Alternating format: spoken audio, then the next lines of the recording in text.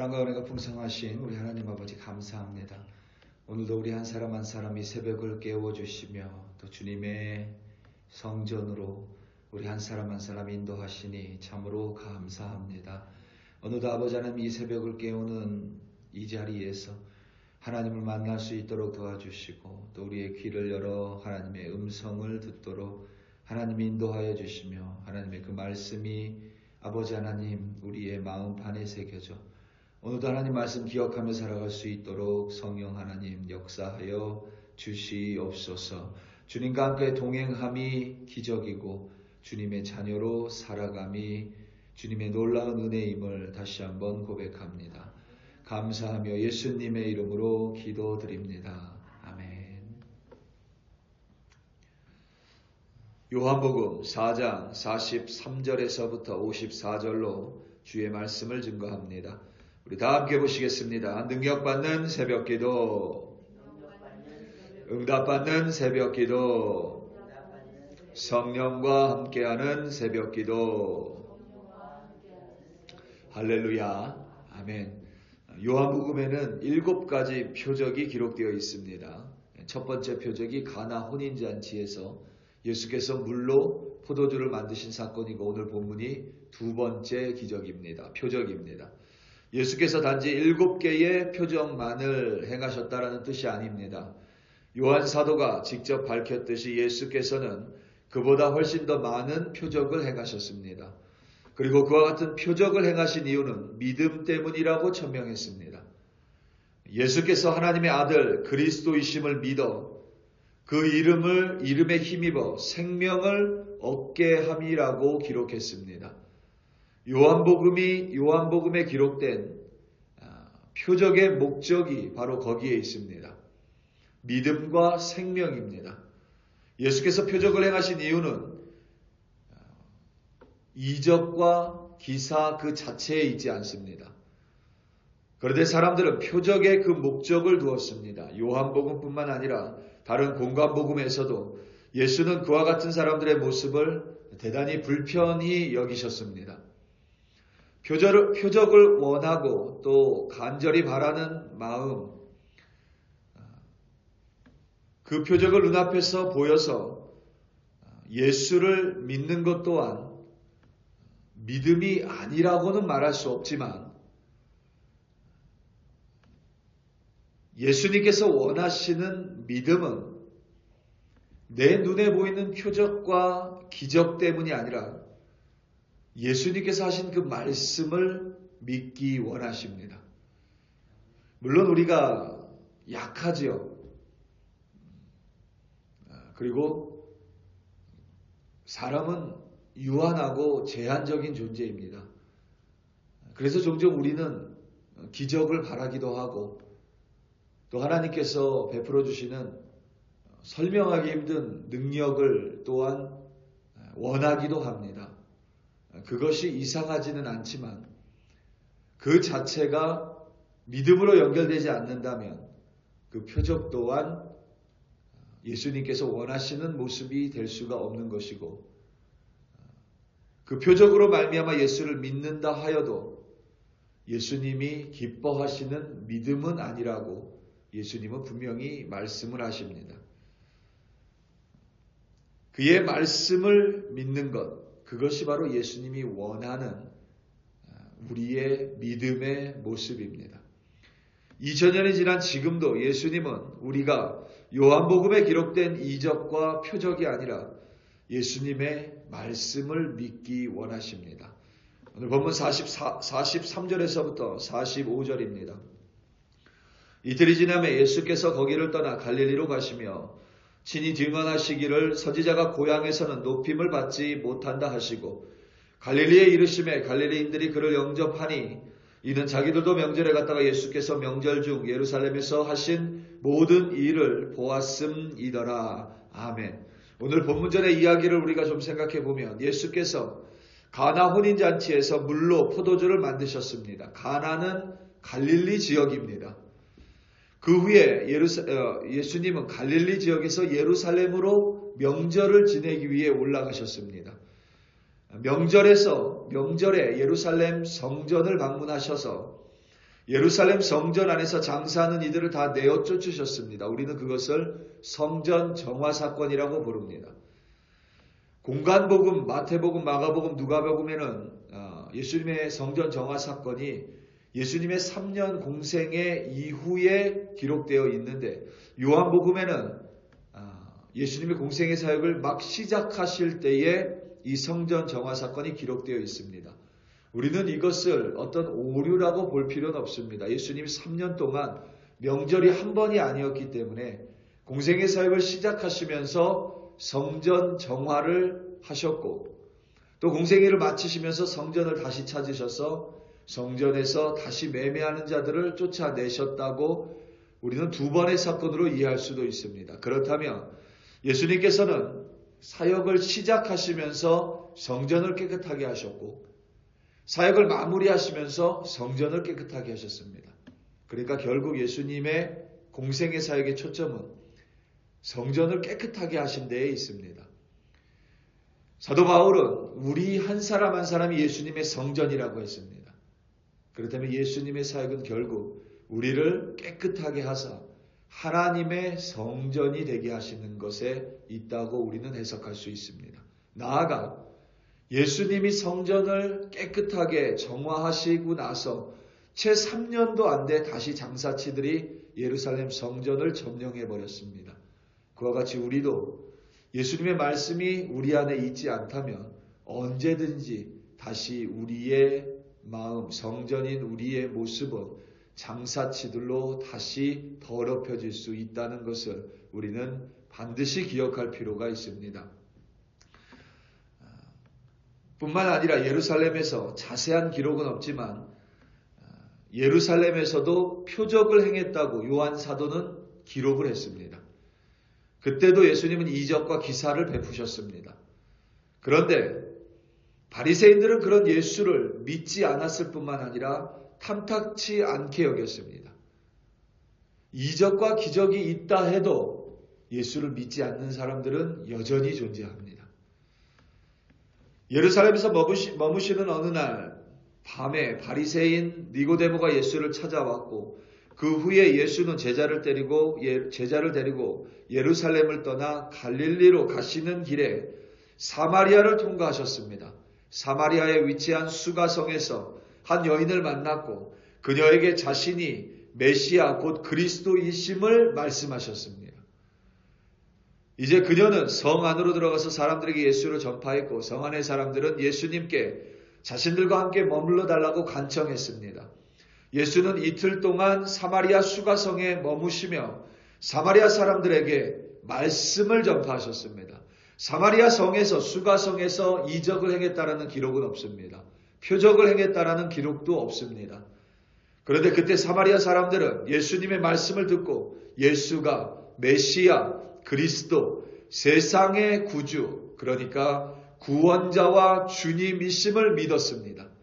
더 이상 수가성 여인 때문이 아니라 그들은 자신들의 입술을 열어 예수의 가르침 때문에, 예수의 말씀 때문에 예수를 믿기 시작했다라고 고백을 합니다. 그런데 갈릴리로 돌아오니 갈릴리 사람들이 예수를 영접은 하되 믿었다는 기록은 없습니다. 우리는 이 영접이라는 말 때문에 의례 예수님을 웰컴, 환영했다라고 여기기도 합니다. 물론 맞을 것입니다.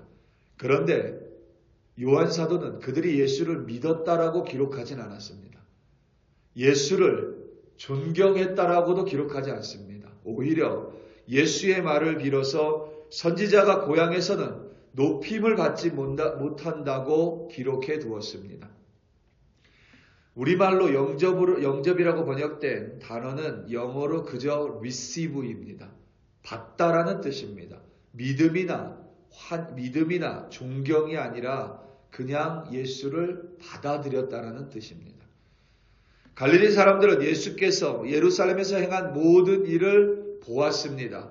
명절에 예루살렘에 갔기 때문인데 예수께서 행하시는 표적을 받고 예수께서 성전을 정화하는 그 일을 봤음에도 불구하고 그들은 예수를 믿었다라고 요한 사도는 증거하지 않습니다.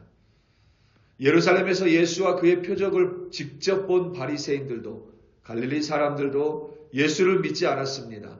그의 말씀뿐만 아니라 가르침뿐만 아니라 표적을 통해서 이적과 기적을 봤음에도 불구하고 그들은 예수를 믿지 않았습니다. 물로 포도주를 만든 가나에 이르니 왕의 신하가 가버나움에서 예수를 찾아왔습니다. 가버나움은 가나에서 멀리 떨어지지 않은 도시입니다. 그의 아들이 병에 걸려 죽을 지경이라고 말하며 예수께 가버나움으로 내려와 아들을 살려달라고 간청했습니다. 오늘 본문 46절에서부터 48절입니다. 예수께서 다시 갈릴리 가나에 이르시니 전에 물로 포도주를 만드신 곳이라. 왕의 신하가 있어 그의 아들이 가버나움에서 병들었더니 그가 예수께서 유대로부터 갈릴리로 오셨다는 것을 듣고 가서 청하되 내려오셔서 내 아들의 병을 고쳐주소서 하니 그가 거의 죽게 되었음이라. 예수께서 이르시되 너희는 표적과 기사를 보지 못하면 도무지 믿지 아니하리라. 아멘. 예수께서는 사람들이 표적과 기사가 없으면 도무지 예수를 믿지 못한다고 말씀하셨습니다. 사람들의 믿음 없음에 대한 예수님의 탄식과 한탄이며 그들을 향한 핀잔과 책망입니다. 우리는 종종 예수님께서 우리의 믿음의 연약함을 혹은 믿음의 약함을 그저 이해하시고 안아주신다고 생각하는데 요한복음이나 혹은 다른 공관복음을 보면 예수님께서 제자들을 책망하신 유일한 이유가 있습니다. 그것은 바로 그들의 믿음이 연약했기 때문입니다. 그들의 믿음이 적었기 때문이고 그들이 믿음이 없을 때 예수님은 때론 그들을 책망하셨고 그들을 꾸질하셨습니다. 동일하게 예수님은 우리가 믿음이 없음을 이해하시지만 동시에 우리가 신앙생활을 통해서도 여전히 어린아이와 같은 믿음을 가지고 있다면 예수님은 얼마든지 우리의 믿음을 책망하실 수 있다는 것을 우리는 잊지 말아야만 합니다. 그런데 왕의 신하는 예수님의 이 책망이나 핀잔에 굽히지 않고 예수께 아들을 고쳐달라고 재차 간청했습니다. 그 또한 예수의 소문을 익히 들었기에 예수를 찾아왔습니다. 그 자체가 이 왕의 신하에게 어느 정도의 믿음이 있음을 보여줍니다. 믿음이 없다면 예수를 절대 찾지 않았을 것입니다. 본인이 생각하기에 아들을 고쳐줄 수 있는 일을 찾아갔을 것입니다. 뿐만 아니라 예수의 이 핀잔에도 아랑곳하지 않는 간절함을 가지고 있었습니다. 믿음의 또 다른 모습은 간절함이기도 합니다. 믿음이 없으면 간절함을 가질 수가 없습니다.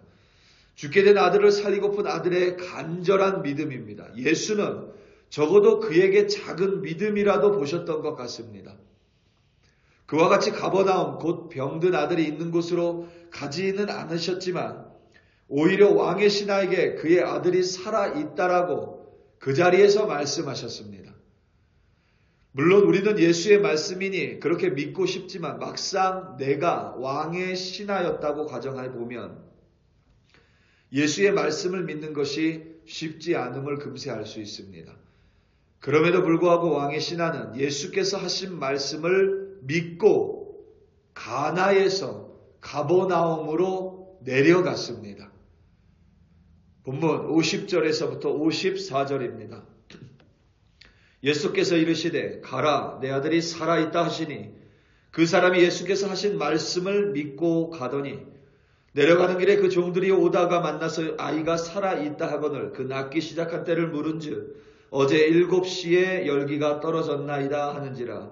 그의 아버지가 예수께서 내 아들이 살아있다 말씀하신 그때인 줄 알고 자기와 그 온 집안이 다 믿으니라. 이것은 예수께서 유대에서 갈릴리로 오신 후에 행하신 두 번째 표적이니라. 아멘. 오늘 본문에서 7시라고 되어 있는데 이것은 오후 1시입니다. 오후 1시. 예수께서 행한 표적과 기사를 두 눈으로 보고도 믿지 않은 바리새인들이 있습니다. 갈릴리 사람들 역시 예수를 존경하고 높이고 믿었던 것 같지는 않습니다.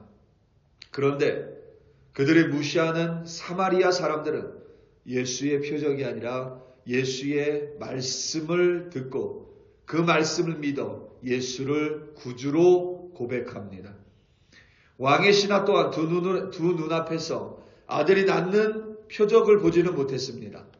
하지만 예수의 말씀을 믿어 아들이 있는 가버나움으로 갔습니다.